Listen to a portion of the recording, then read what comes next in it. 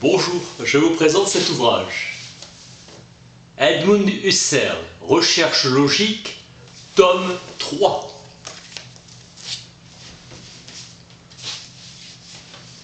Sous-titre: Éléments d'une élucidation phénoménologique de la connaissance.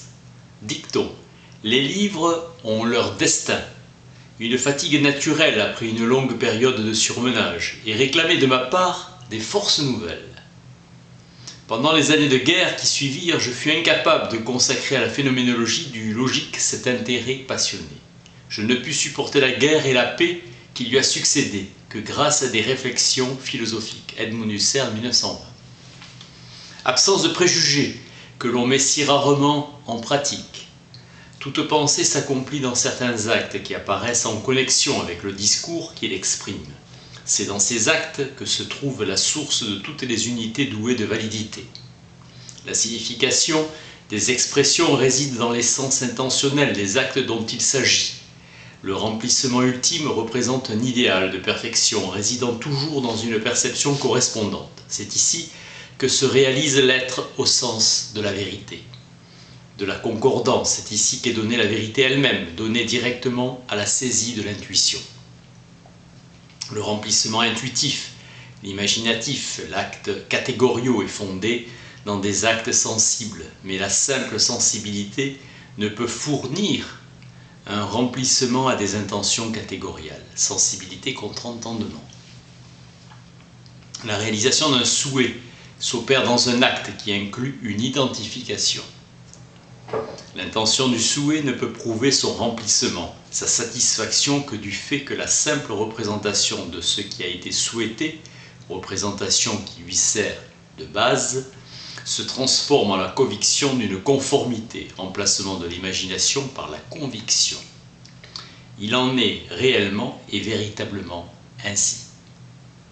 Le signe n'a rien de commun quant au contenu avec le désigné, désignant quelque chose d'hétérogène ou d'homogène. L'image, par contre, a avec la chose un rapport de ressemblance, sinon on ne peut plus parler d'image. Tout remplissement est une identification. L'intention vient toujours à coïncider avec l'acte qui lui procure la plénitude. L'objet visé en elle est le même que celui qui est visé dans l'acte remplissant. L'essence intentionnelle de l'acte intuitif est adéquate ou appartient à l'essence de signification de l'acte significatif. Le but est la connaissance absolue. La fonction de l'intuition se déterminera dans le remplissement authentique sous la qualification de plénitude, moment des actes intuitifs nouveaux par rapport à la qualité et la matière. Toute formation de concepts mathématiques qui s'explique, qui s'explicite par un enchaînement de définitions, nous prouve la possibilité de chaînes de remplissement qui, chaînon par chaînon, se constituent d'intentions signitives. Les représentations de représentations se rapportent simplement à d'autres représentations en les prenant pour objet. Elles-mêmes, des intentions susceptibles de remplissement. L'idée de représentation signitive trouve son remplissement dans l'intuition signitive, par exemple, de représentation intégrale. Ici, les concepts d'intuition et d'acte signitif, intention de signification, se confondent. C'est la perception interne de cette représentation qui constitue l'intuition remplissante pour l'idée de représentation signitive. Cette représentation fonctionne comme objet. La simple existence d'un vécu n'est pas encore une intuition, ni en particulier une perception de ce vécu. Pensée ou intuition, intuition remplissante. L'intuition n'est pas l'intuition externe simple, la perception ou l'imagination d'objectivité physique extérieure. L'essence du représenté joue le rôle d'intuition remplissante. Nous parlerons d'intention ou de remplissement médiat ou superposé, donc de représentation médiate. Toute intention médiate requiert un remplissement médiat qui, après un nombre fini de démarches, aboutit à une intuition immédiate. Une signification n'est possible que du fait qu'une intuition est dotée d'une essence intentionnelle nouvelle, par quoi l'objet intuitif renvoie au-delà de lui-même à la manière d'un signe. L'intuition d'une singularité correspondante est aussi la chose individuelle à intuitionner. Elles-mêmes sont possibles. La signification qui se remplit dans une telle intuition avec une perfection objective est aussi possible. Toute identification ou toute différenciation est un acte positionnel. Le concept de confirmation se rapporte exclusivement à des actes positionnels en ce qui concerne leur remplissement par des perceptions. L'idéal de l'adéquation donne l'évidence. Il y a évidence partout où une intuition, une intention positionnelle, surtout une assertion, trouve sa confirmation dans une perception correspondante et pleinement adéquate.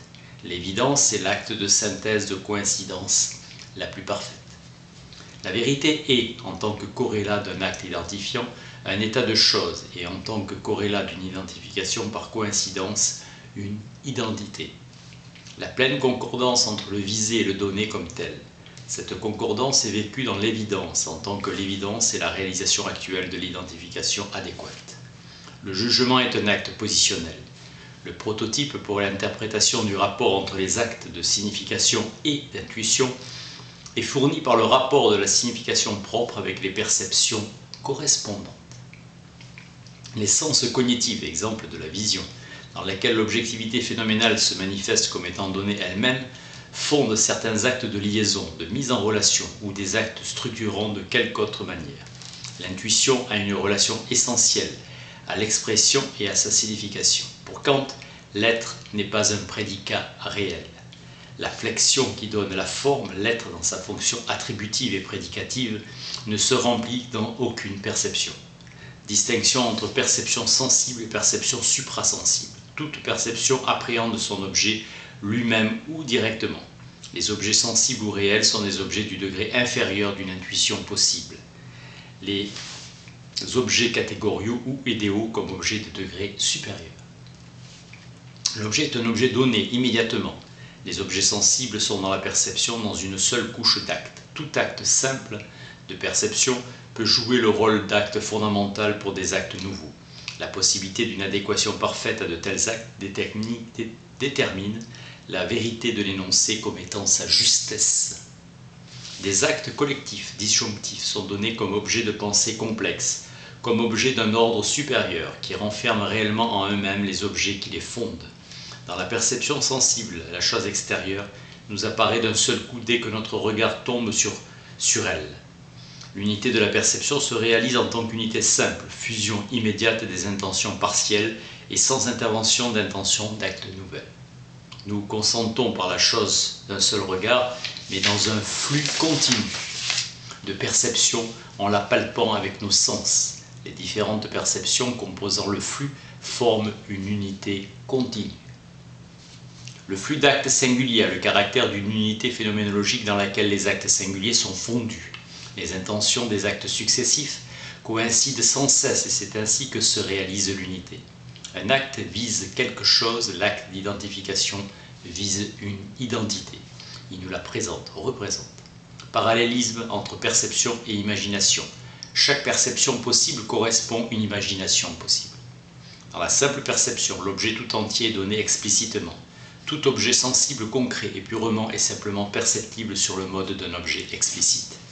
Rapport entre un tout et ses parties, rapport de nature catégoriale, donc idéal. La partie se trouve dans le tout et elle y est appréhendée tout ensemble avec l'appréhension perceptive du tout. L'abstraction se manifeste sur la base d'intuition primaire et par là surgit un caractère d'acte nouveau et apparaît une nouvelle espèce d'objectivité.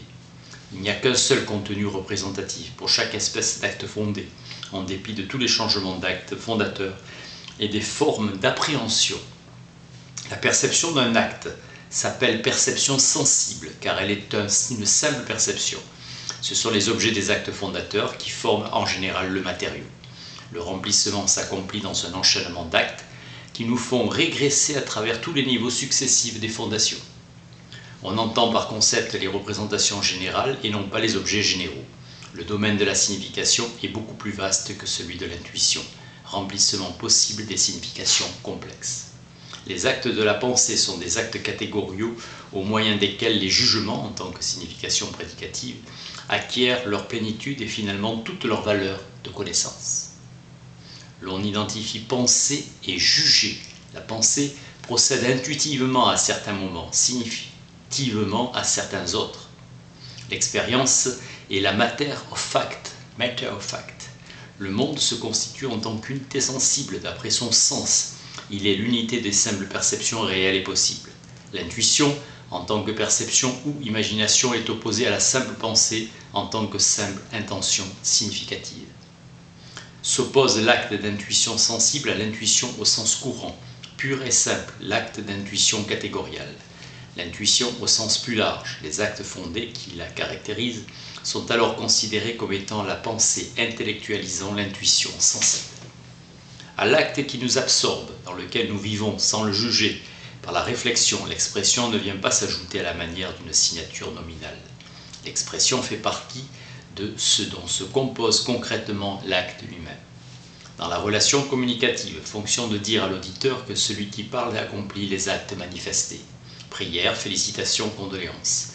En relation intentionnelle avec lui, l'auditeur. Les actes exprimés sont significatifs et par leur mode de signification visent une certaine objectivité.